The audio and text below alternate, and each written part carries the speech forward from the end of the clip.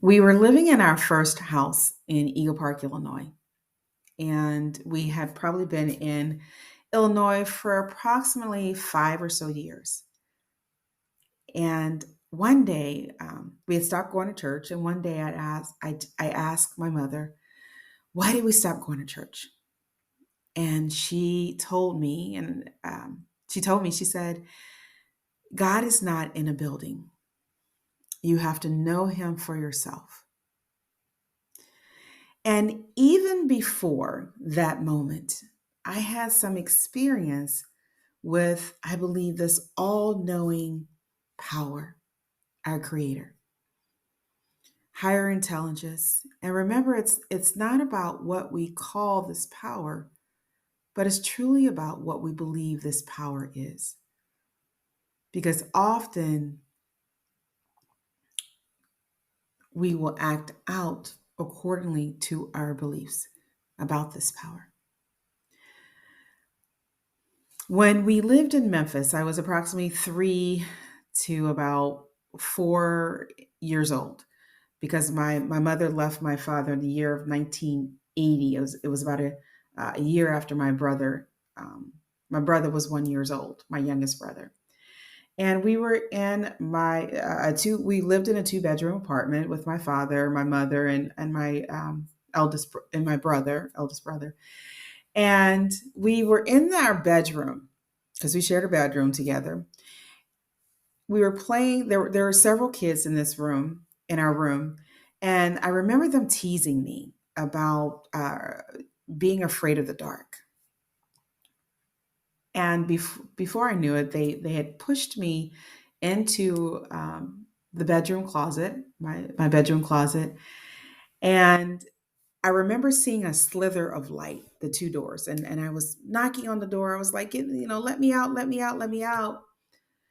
And all of a sudden, I heard this voice said, "Stop, be still, sit down on the ground, on the floor, and someone will be in to rescue you soon." And this voice, I remember stopping and just listening to it because somewhere in me, I knew this voice and I believed this voice. And so I did exactly what it said. I sat down on the floor in the closet and it was dark. And before I knew it, I heard a voice, someone enter the room. And I believe it was my father. It was my father. And he asked, what's going on in here? What's going on? And I think someone said something. I don't know if it was my brother or someone said something. And before you knew it, the door opened. I was out of the darkness and I had reappeared in light, if you will. That's kind of how I saw that moment. I was out of the darkness. In hindsight, I was out of the darkness and I was in light.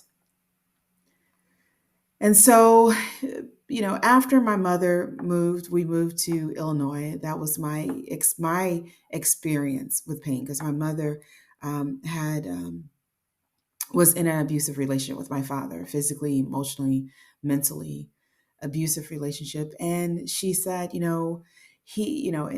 when I asked about, why did you leave, our father, knowing everything that happened, she said she realized that something needed to change. And she said that he didn't change, so I changed. And so, we left and we moved to Illinois, stayed with family. And I experienced my darkness, my experience with the darkness in the wilderness. And I remember we lived in the back room, this one back room. And I remember laying in the bed. And I used to love it when my mother would leave the door open, screen door locked, and I would just stare out at the sky, the dark lake sky. And I remember feeling that something loved me, something out there loved me. No, it didn't, as I'm thinking about this, I wasn't even thinking about what I was going through at the moment, the experience, but I believe that something loved me. And when we moved over to our home, I thought that everything would stop. That experience, that projection of pain that I was going through, that experience, that it would stop, but it didn't stop. And I remember walking through the house. I used to walk a lot, even through the house. And I walked through the house, and I remember, praying to God that, He would stop what was happening. And I heard this matter of fact, still voice again telling me to tell. But I didn't tell because I thought, I could get the nicer one into trouble. And now um, I realize that, no matter what, we have to speak our truth. That I'm encouraging my children to do that, because as a mother, I don't want them to experience anything that I have gone through, and I encourage them to have that they have a voice. So that bringing you back to the day that my mama said that you have to know God for yourself. He's in your heart, not in a building. And one day I was standing. One day I went to my window and I pulled the curtains back and I raised the blinds and I said, I want to be aligned with nature. And a series of events happened where one day I was, and I think this evidently, now that I'm thinking about it, occurred before, but I remember going to church and my aunt, I looked at the Bible, or was somehow I was messing with the Bible, reading it. I don't know. I think I had opened it up. And she said, you can take that home. Take it, take it. She encouraged me to take it. So I took the Bible home. And over several days, 2 or 3 days or so, I just laid on my carpet, bedroom carpet, and I read the Bible. And when I was done, I was like, oh, those were great stories. And, I even tried to teach my stuffed animals, what I had learned in the Bible, because I wanted to know. And then the next thing I remember is that one night, my mother gave me a white bookmark. And I was thinking, bookmark, what, because my mother used to give little tidbits. She still does give you all kind of stuff. Her father did that. And he would just give her things. And my mother did that for us throughout our lives. She carried that into parenting. Little tokens, I think, of love is what I call it. And, I looked at this bookmark and I flipped it over and I recognized it, that it was the Lord's Prayer. It said, I think it's even said the Lord's Prayer. And I dropped to my knees and I looked up at the clock because my intent was to memorize that Lord's Prayer. And when I was done memorizing it, 15 minutes had passed. I had stored that in my heart.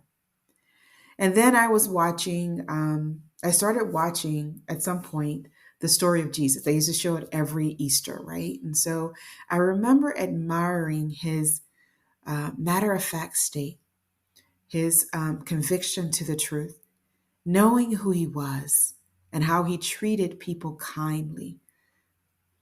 And, for me, I believe I related to him, that figure, someone who was poor, someone who people looked down on, didn't consider him much importance, but yet still he knew that he was on a mission, that he had a mission. He knew who he was. And so when we talk about our Creator, I believe that this energy, we're like it, for one, that we are a microcosm of this energy, this divine energy that controls everything, that the earth and how it rotates, the sun and its placement, the stars, the galaxies, everything. I believe that this power, this energy loves us, that it is love, and that we are love, and that our opportunity, our spiritual journey on earth is one in which we express this love on earth in a variety of different ways, in a variety of different gifts, talents, and a variety of experiences.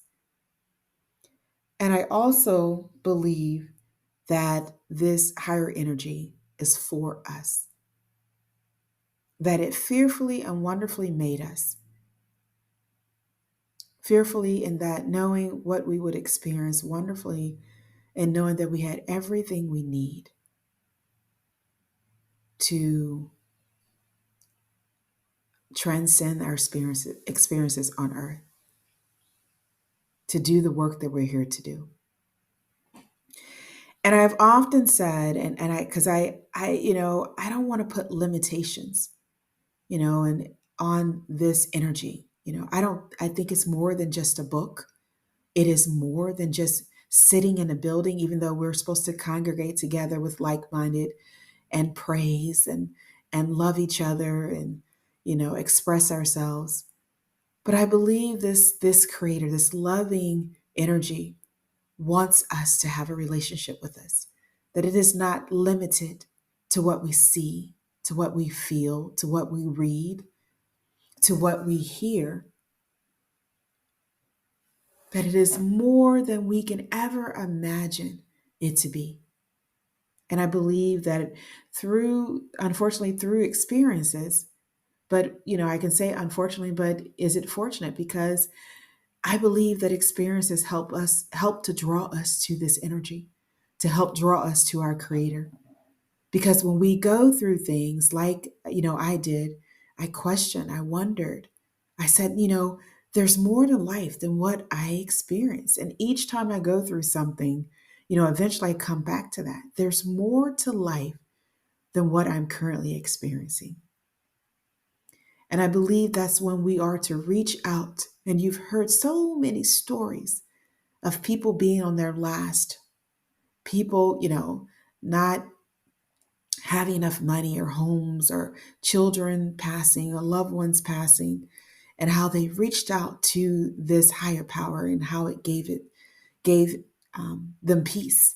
And I think about a Bible verse, it says to be not anxious for anything, but with prayer, supplication, and thanksgiving, make your requests known. And I believe that's where we align. Some people don't want to say submit, but when we say, I'll do my part, but I need your help. And I am going to tell you everything, even though you already know everything. I'm going to speak to you as if you are my counselor. You are hearing me. You are loving me. You are for me. I'm going to speak to you as if you are that loving parent that I believe you are. Often we look outside for things to believe in. We look outside for, something to make us feel comfortable. We look outside for our meaning, our purpose in life through food, drugs, medicines, whatever it may be, instead of going within and really asking to be one with our creator, to be one with the source. Because I truly believe there have been so many things that happen where often we feel like, where is God? Where is he? Why am I going through what I'm going through? Where is he? If it is a God, why am I experiencing this? And it's because God knows that you can handle it. God knows that whatever happens, everything will be okay because you are part of him. Because he made you. He knows your inner and outer. He knows your mind. He knows your heart. He knows every organ, cell in your body. I remember one day we were when we were living in Tillamook, Oregon, and I was at the store, and I came out of the store, and I heard the voice that this gentleman is going to ask for your cart. And sure enough, it was almost like I had an expectation, right? And sure enough, this guy walks up to me and say, I'll take your cart for you. May I have your cart? And, I think that every once in a while, God gives us things that says, I'm here. You are not alone. Even though you may feel like you are not alone. And so today I encourage you to know God for yourself. There have been so many times. We can get impatient. We can feel like things are not moving fast enough for us. We can wonder again what we're going through. But to really sit down and quiet yourself and look and say and ask,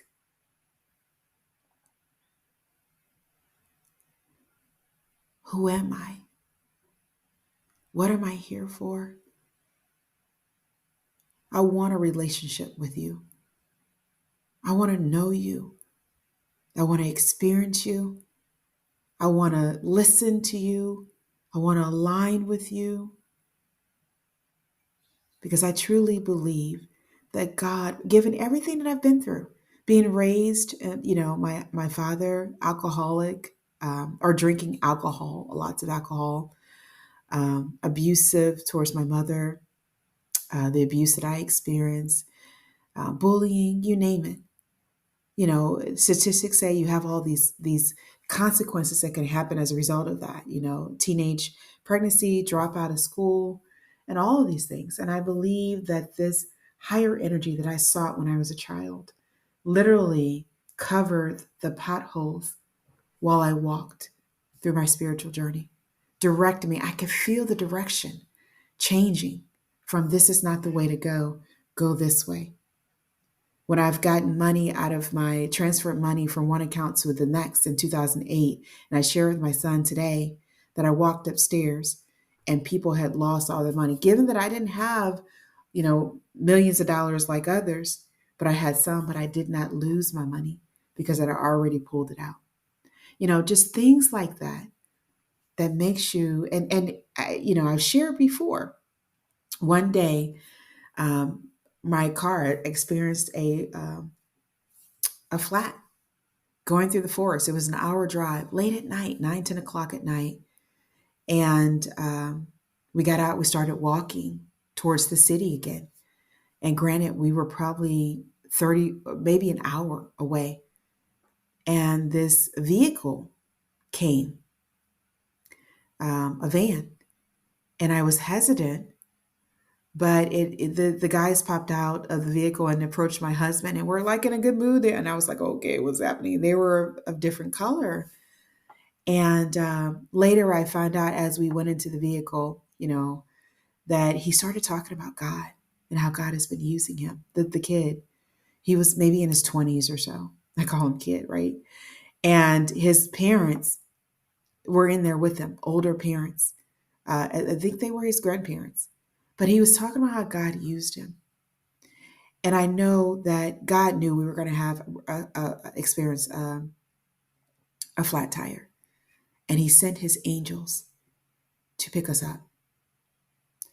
And I cannot underestimate enough how I believe and how, experience, even my experience, we can draw away from this power. We can be the prodigy, the prodigal son or daughter, that our faith is so tested through our experiences that we leave home.